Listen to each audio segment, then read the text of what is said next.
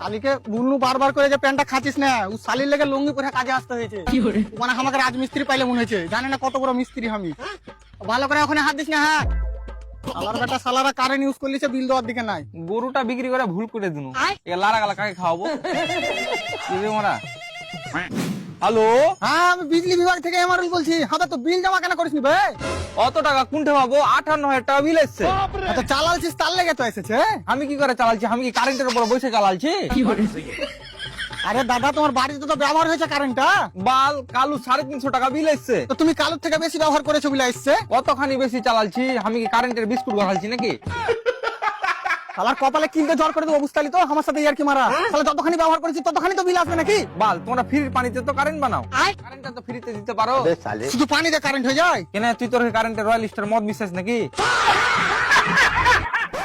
আরে দাদা, কারেন্ট বানাবার লেগে পানিও প্রচুর কষ্টতে জোগাড় করতে হয়। ও তাই নাকি?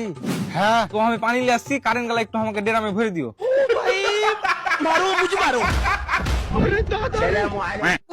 একটু ডেরামে ভরে দিও। কারেন্ট মনে হচ্ছে আমি মিক্সিতে তৈরি করছি বে। একটু ডেরামে ভরে দিব। কারেন্ট তৈরি করা সোজা ভাবছিস নাকি? বাপ রে, তুই এমন ভাবে বলছিস তুই কারেন্টের তারে লোডটা কারেন্ট তৈরি করিস? হাজার বাড়িতে কারেন্ট কে লাগাইছিল বে? ওই শালাকে খুঁজে বাহির কর দে, ওকে আগে কাজ থেকে বাহির কর, নাহলে শালা তোকে বাহির করে দেবো।